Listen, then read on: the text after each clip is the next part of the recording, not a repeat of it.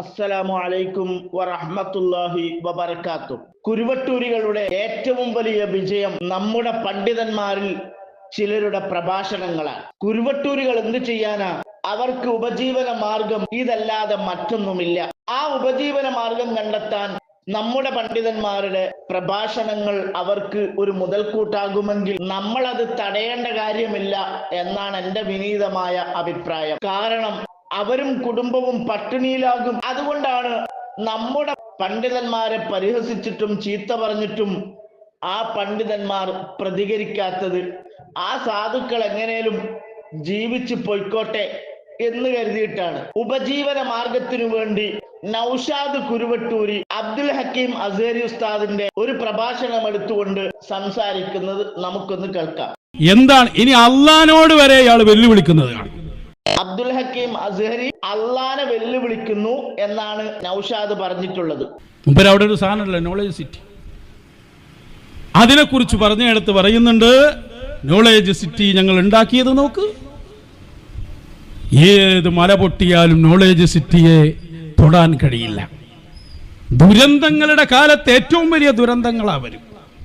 അള്ളാനോട് സംസാരിക്കുമ്പോ എത്ര വലിയ താഴ്മയിൽ സംസാരിക്കണം. അപ്പൊ അബ്ദുൽ ഹക്കീം അസ്ഹരി ഉസ്താദ് മൈക്ക് കെട്ടിയിട്ട് സംസാരിച്ചതാണിത്. ആരോടാ മൈക്ക് കെട്ടി സംസാരിക്കുന്നത്? അള്ളഹാനോടാണ് കേട്ടോ. പക്ഷെ അത് പറഞ്ഞിട്ടില്ലേ, അള്ളഹാനോടാണ് സംസാരിക്കുന്നത്.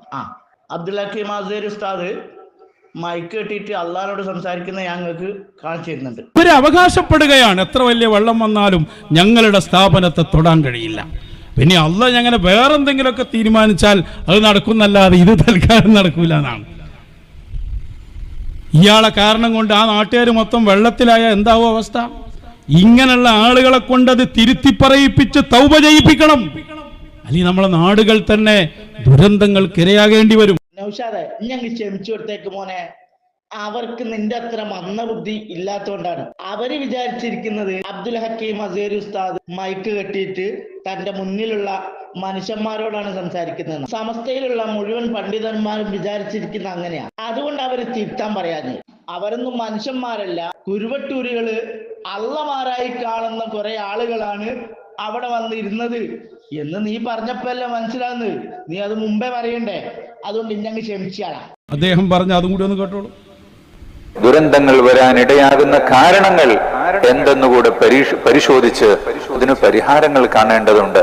നിങ്ങൾ കണ്ടില്ലേ, ഈ ഒരു സന്ദർഭത്തിലും ചില ആളുകൾ എടുത്തിടുന്നത് മർക്കസ് നോളജ് സിറ്റി, അവിടെ അതാ ഏക്കർ കണക്കിന് ഭൂമിയിൽ കെട്ടിടങ്ങൾ ഉയർന്നു വരുന്നു. ഇതൊക്കെ ഇതിന് കാരണമല്ലേ? അവർക്കും ഇവിടെ ഒന്ന് വന്ന് കണ്ടുകൂടെ? ഏതെങ്കിലും പരിസരത്തിലുള്ള മലയിടിഞ്ഞാൽ ആ മലയുടെ ആഘാതം വരാൻ പറ്റിയ ദൂരത്താണോ നോളജ് സിറ്റി ഉള്ളത്? വെള്ളം ഒഴുകി വന്നാൽ കയറാൻ പറ്റിയ രീതിയിൽ താഴ്ന്ന പ്രദേശമാണോ നോളജ് സിറ്റി? ഇവിടെ ദൂരെന്ന് വെള്ളം വന്നാൽ കയറില്ല. ഏതെങ്കിലും മലകൾ ഇടിഞ്ഞു വന്നാൽ ഇങ്ങോട്ട് എത്തുകയില്ല. ഇതാണ് അള്ളാഹുവിനെ വെല്ലുവിളിച്ചു എന്ന് ഉപജീവന മാർഗത്തിന് വേണ്ടി പട്ടിണിയിലാവാതിരിക്കാൻ വേണ്ടി നൗഷാദ് പറയുന്നത്. അള്ളാഹുവിന്റെ പരീക്ഷണം ഉണ്ടായാൽ നിങ്ങള് ആ വയനാട് ചുരത്തിന്റെ നേരെ അടിയിൽ ആ സാധനം ഉള്ള നിങ്ങൾ വെറുതെ പ്രഖ്യാപിക്കുക, ഏത് വെള്ളം വന്നാലും ഇങ്ങോട്ട് എത്തുകയില്ല, ഏത് രൂപത്തിൽ മലയിടിഞ്ഞാലും ഞങ്ങൾക്ക് ഭീഷണിയില്ല. ഈ ക്ലിപ്പ് നൗഷാദ് കട്ട് മുറിച്ചിട്ടുണ്ട്. വഹാബികൾക്ക് പഠിക്കാണ്, പ്രത്യേകിച്ച് വിഷ്ടൻ ചിന്നൂരികൾക്ക് പഠിക്കാണ്. വിഷ്ടൻ ചിന്നൂരികള് ക്ലിപ്പ് മുറിക്കുന്നത് കണ്ടു പഠിച്ച ആളാണ് നൗഷാദ്. അവരെയാണ് ഇപ്പോ നൗഷാദ് ഫോളോ ചെയ്യുന്നത്. നമുക്ക് ആ കട്ട് മുറിച്ച ക്ലിപ്പ് പൂർണ്ണമായിട്ടൊന്ന് കേൾക്കേണ്ടതുണ്ട്. അതിനു മുമ്പ് ഒരു കാര്യം പറയട്ടെ. ഈ നൗഷാദിനെ പോലെയുള്ള എല്ലാം മുടക്കാൻ നടക്കുന്ന ഒരു വിഭാഗം വേറെയുണ്ട്, വഹാബികള്. അതുപോലെയുള്ള ചില സംഘടനകളും നോളജ് സിറ്റി വരാതിരിക്കാൻ വേണ്ടി, അല്ലെങ്കിൽ വന്നതിന് ശേഷവും അത് പൂട്ടിക്കാൻ വേണ്ടി അവര് പറഞ്ഞു എന്ത് പ്രകൃതി വിരുദ്ധമായ നിലക്കാണ് നോളജ് സിറ്റി നിർമ്മിച്ചിരിക്കുന്നത്. ആ നോളജ് സിറ്റി കാരണമായി വെള്ളപ്പൊക്കം ഇതുവരെ ഉണ്ടാവാത്ത സ്ഥലമായ ആ പ്രദേശത്ത് വെള്ളപ്പൊക്കം ഉണ്ടാവാൻ സാധ്യതയുണ്ട്, ഉരുൾപൊട്ടൽ ഉണ്ടാവാൻ സാധ്യതയുണ്ട്. സർക്കാർ നോളജ് സിറ്റിക്ക് അനുവാദം കൊടുത്തത് ശരിയായില്ല. ഈ നോളജ് സിറ്റി ഇവിടെ ഉണ്ടാവാൻ പാടില്ല, അതുകൊണ്ട് അത് പൂട്ടിക്കണം എന്നും പറഞ്ഞ് ചില ആളുകൾ പരാതി കൊടുത്തു. അപ്പൊ അബ്ദുൽ ഹക്കീം ഉസ്താദ് അവർക്ക് മറുപടി കൊടുത്തു. വയനാട്ടിലുള്ള മുണ്ടക്കൈയിലുള്ള ചൂരൽമലയിലുള്ള ആളുകൾ മറുപടി കൊടുത്തതുപോലെ സാധാരണഗതിയിൽ ഈ പ്രദേശത്ത് വെള്ളപ്പൊക്കമുണ്ടാവില്ല. എവിടെയെങ്കിലും ഉരുൾപൊട്ടിയാൽ ഈ പ്രദേശത്തിന് അത് ബാധിക്കുകയില്ല.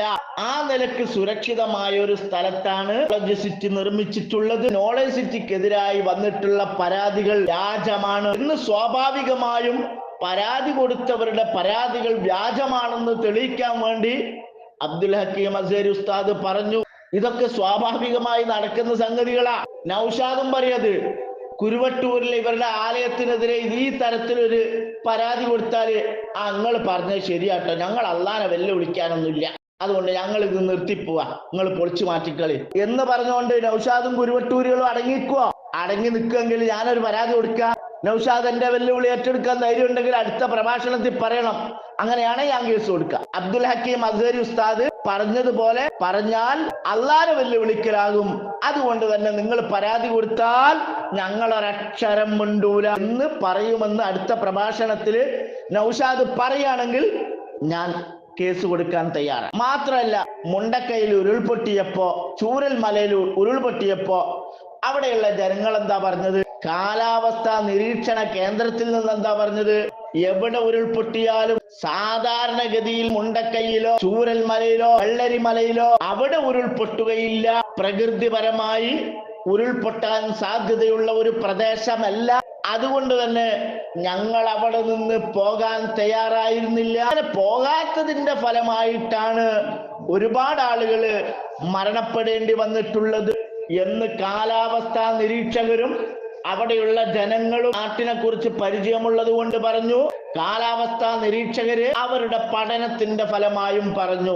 പക്ഷെ അള്ളാന്റെ തീരുമാനം മറ്റൊന്നാണ്. ഇത് അള്ളാഹുവിനെ വെല്ലുവിളിച്ചത് കൊണ്ട് മുണ്ടക്കൈ പ്രദേശത്തുള്ളവർക്കും ചൂരൽ മലയിലെ പ്രദേശത്തുള്ളവർക്കും ഇങ്ങനെ ഒരു ദുരന്തമുണ്ടായതെന്ന് നൗഷാദ് അടുത്ത പ്രഭാഷണത്തിൽ പറയുമോ? എന്നാൽ അതോടുകൂടി നൗഷാദിന്റെ രണ്ടാമത്തെ ആഫീസും ഞാൻ പൂട്ടിച്ചേരും. കടലിന്റെ തൊട്ടരികിലായിട്ട് താമസിക്കുന്ന ഒരുപാട് ആളുകളുണ്ട്. അവരെടുത്ത് പോയിട്ട് നിങ്ങളൊന്ന് ചോദിച്ചു നോക്കിയാ, കടൽക്ഷോഭം ഉണ്ടാകുമ്പോൾ നിങ്ങൾക്ക് പ്രയാസം ഉണ്ടാവില്ലേ? കടൽ ഇങ്ങോട്ട് വരില്ലേ? നിങ്ങൾ എങ്ങനെ അവിടെ താമസിക്കുക? അപ്പൊ അവര് പറയും, ഞങ്ങൾക്ക് അങ്ങനെ ഒരു ഭയമില്ല. കാരണം സുനാമി ഉണ്ടായിട്ട് പോലും ഞങ്ങളുടെ ഈ വീട്ടിലേക്ക് ഒരു തുള്ളി വെള്ളം വന്നിട്ടില്ല. അതുകൊണ്ട് കടൽക്ഷോഭമുണ്ടായാൽ ഇവിടെ യാതൊരു പ്രശ്നവും ഇല്ല. ഇത് അള്ളാഹുവിനെ വെല്ലുവിളിക്കലാണോ? പയ്യോളി കടപ്പുറത്ത് വന്ന് നൗഷാദ് അത് പ്രസംഗിക്കുമോ എന്നാ വരറിയും. അപ്പോ ഈ സംസാരങ്ങളൊക്കെ സ്വാഭാവികമാണ്. അത് അള്ളാഹുവിനെ വെല്ലുവിളിക്കലല്ല. അള്ളാഹുവിന്റെ പരീക്ഷണം ഉണ്ടായാൽ അത് നോളജ് സിറ്റിക്ക് മാത്രമല്ല എല്ലായിടത്തും ബാധിക്കുമെന്നാണ് അബ്ദുൽ ഹക്കീം അസ്ഹരി പറഞ്ഞത്. സാധാരണഗതിയിൽ അങ്ങനെ ഒരു ഭയപ്പെടേണ്ട ആവശ്യമില്ല. നമുക്ക് കുരുവട്ടൂരികള് കട്ട് ചെയ്ത ക്ലിപ്പിന്റെ ബാക്കി കൂടി കേൾക്കാം. ഇനിയും ഇത്തരത്തിലുള്ള ദുരന്തങ്ങൾ വരാതിരിക്കാൻ മുൻകരുതലുകൾ വേണ്ടതുണ്ട്. അല്ലാഹുവിന്റെ ഖദാ ആണെന്ന് പറഞ്ഞ് അത് മാത്രം പറഞ്ഞുകൊണ്ട് മാറി നിൽക്കാൻ മനുഷ്യന് പറ്റില്ല. ദുരന്തങ്ങൾ വരാൻ ഇടയാകുന്ന കാരണങ്ങൾ എന്തെന്നുകൂടെ പരിശോധിച്ച് അതിന് പരിഹാരങ്ങൾ കാണേണ്ടതുണ്ട്. നിങ്ങൾ കണ്ടില്ലേ, ഈ ഒരു സന്ദർഭത്തിലും ചില ആളുകൾ എടുത്തിടുന്നത് മർക്കസ് നോളജ് സിറ്റി, അവിടെ അതാ ഏക്കർ കണക്കിന് ഭൂമിയിൽ കെട്ടിടങ്ങൾ ഉയർന്നു വരുന്നു. ഇതൊക്കെ ഇതിന് കാരണമല്ലേ? അവർക്കും ഇവിടെ ഒന്ന് വന്ന് കണ്ടുകൂടെ? ഏതെങ്കിലും പരിസരത്തിലുള്ള മലയിടിഞ്ഞാൽ ആ മലയുടെ ആഘാതം വരാൻ പറ്റിയ ദൂരത്താണോ നോളജ് സിറ്റി ഉള്ളത്? വെള്ളം ഒഴുകി വന്നാൽ കയറാൻ പറ്റിയ രീതിയിൽ താഴ്ന്ന പ്രദേശമാണോ നോളജ് സിറ്റി? ഇവിടെ ദൂരെന്ന് വെള്ളം വന്നാൽ കയറില്ല. ഏതെങ്കിലും മലകൾ ഇടിഞ്ഞു വന്നാൽ ഇങ്ങോട്ട് എത്തുകയില്ല. അള്ളാഹുവിന്റെ പരീക്ഷണം ഉണ്ടായാൽ ഇതൊന്നും നിലനിൽക്കില്ല. എത്ര വ്യക്തമാണ് കാര്യങ്ങള്. അള്ളാഹുവിന്റെ പരീക്ഷണം ഉണ്ടായാൽ ഇതൊന്നും നിലനിൽക്കില്ല.